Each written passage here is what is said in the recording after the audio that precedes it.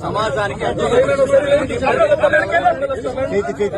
విషయంలో మాకు అనుమానం ఉంది. ఆయన ఎందుకు అనుమానం అంటే రికార్డెడ్ గా యూట్యూబ్ లో ఆయన నాలుగు పోషిస్తానని, ఆయన కళ్ళు పీకేస్తానని ఎవరైతే మాట్లాడిన వీడియోలు ఇప్పటికీ యూట్యూబ్ లో వీడియోలు ఉన్నాయి.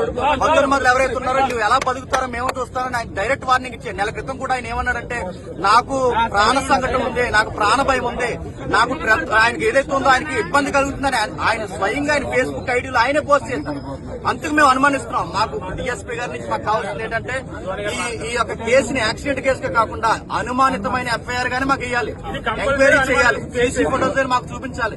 మా దగ్గర ఉన్న వీడియోస్ ఎవరెవరైతే ఆయనకు వార్నింగ్ ఇచ్చారో, ఆయన భూమి మీద లేకుండా చేస్తామో ఎవరైతే అన్నారో ఆ వీడియోస్ అన్ని మా దగ్గర ఉన్నాయి. ఆ వీడియోస్ అన్ని మేము డిపార్ట్మెంట్ కి ఇస్తున్నాం.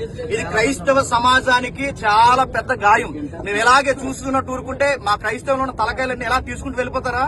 ఇదే చేస్తారా? ఇదే జరిగేదా? అంటే మేము మాట్లాడక మాకు భావప్రకటన లేదా? మా